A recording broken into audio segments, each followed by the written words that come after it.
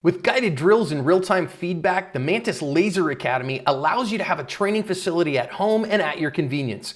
Get quality reps with your own equipment and experience a higher level of dry fire training with positive results that you can see and feel. Laser Academy's variety of drill options also keeps things fresh for shooters, making practice feel more like a game and less like a chore. I use it all the time and recommend it highly. Hey guys, Brian Hill with the Complete Combatant, Active Self-Protection Extra, and this is Mantis Dry Fire Monday. The Mantis app itself has a lot of great reload drills in it and a great way for you to time it. And I highly recommend that you practice that, not because it's important for the armed citizen, because we find very, very few reloads at all in the armed citizen encounters, but you do shoot and you got to reload your gun. And if you go to class or you go to competition, it's going to be important to you. And frankly, I just like to be good at things, so I practice my reloads too. Now, I carry an extra magazine with me. One is preference. Just been doing it for a long time. I prefer to carry it.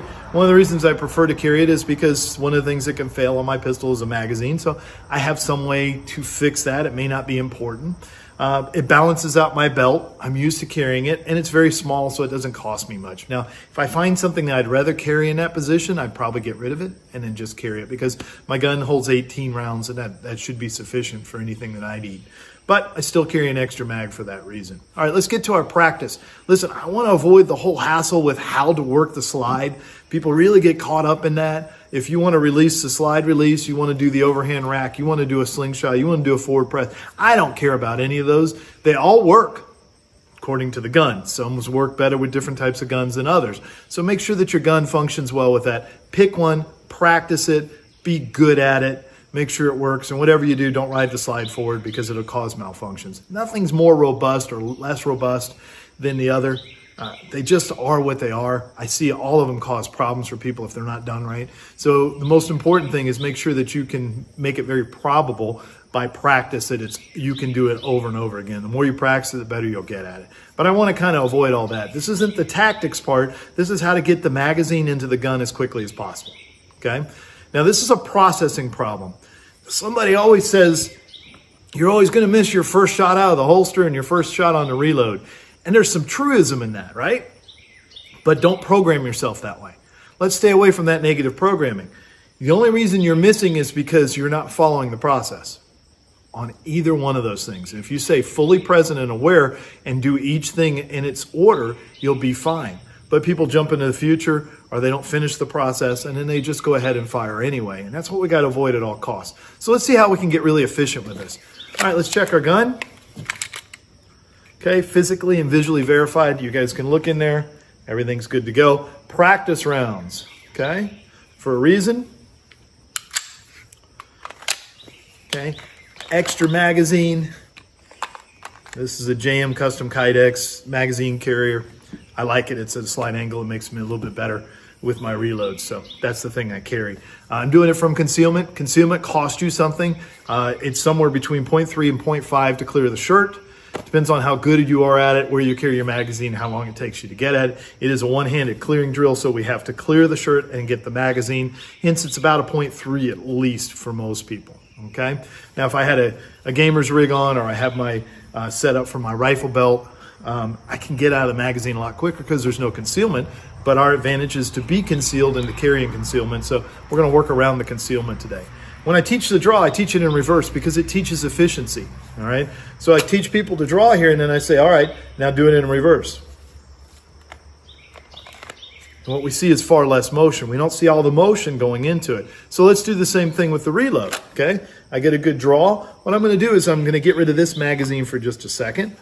Take this one out, go to the magazine carrier by clearing the garment, and then stay there. Cover the shirt.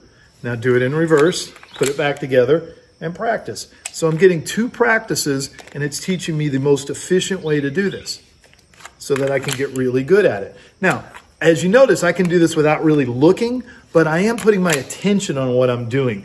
The eyes don't dictate attention. My mind moves that the magazine has to go in the well there. Would it help me to look? Absolutely. It always helps you to glance quickly at what you're doing, all right? We drive that way, so the same thing, we're going to fill the gun up. You can't do two things at once very well unless one's fully automated, and I just shift my attention here and then build my grip, see my sights, and then my finger goes to the trigger. So that's your reverse grip, back and forth. You're not picking it up. Now I've set up a makeshift table here. It's been raining today. Lighting's a bit of a problem, so I'm out here.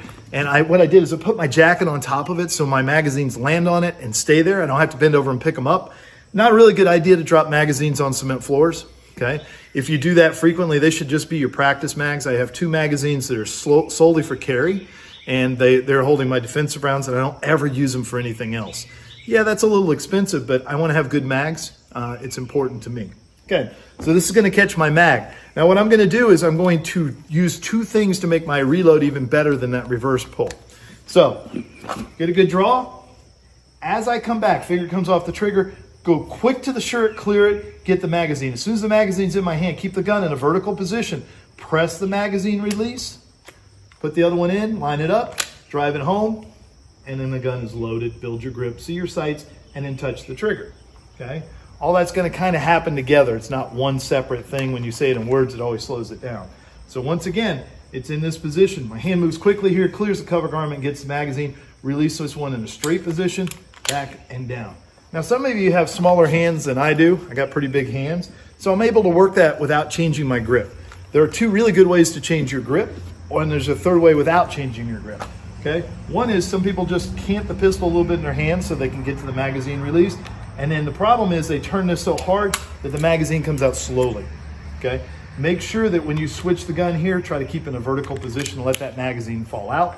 Otherwise, you get to do the Glock shake a little bit.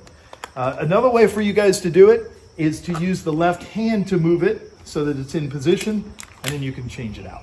That works pretty good. When I'm using a paddle style VP9, that's the way I have to do it, because I can't activate the paddle without changing my grip. And then the final one is you can use your left hand to release the magazine itself.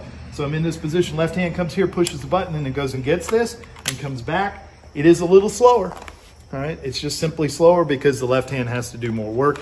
I can't do 2 things at once, all right? So there's my idea of putting it together. Let's talk about how much we need to move the hand. It's the Goldilocks principle, just enough. Don't move it more than you need to. So I don't want to try to do it out here because this would be really awkward. Okay, it's too far away. We're not very coordinated out here. But there's also no reason for me to do it next to my nose. Okay, I don't need to pull the gun into here and then try to do a reload in this position. Okay, because it doesn't gain anything. What I simply want to do is line up the mag well with the magazine itself where it's coming out so that they line up and they go together and I can build my grip. Because it's more important for me to build my grip than anything else. Once I get that magazine in, I want to build the grip, and then I want to be on the dot and finger on the trigger and let vision dictate how fast I'm going to shoot. I hope that helps you guys. It's a great way to practice. I didn't have to bend over. The magazines are right here. I get more reps that way. The more reps I get, the better I get. So set up someplace where you can just catch the magazines and work them back and forth. This is not a primary skill, but I think it needs practice. And once you get your draw stroke down and you're able to do multiple shots and transitions, this is something you should practice and get good at. I make people do it in class all the time on the clock, you know, because I think it's an important processing drill. And it shows me where they're able to stack skills cognitively. And I find that a great help because the more comfortable you get with serial processing, moving from one task to the other, the better you get at shooting in general. All right, guys, hope that helps you out. Hit the subscribe button, hit the like button, leave a comment. I'll get back to you as soon as I can. I appreciate y'all. Appreciate Active Self-Protection for allowing me to do this.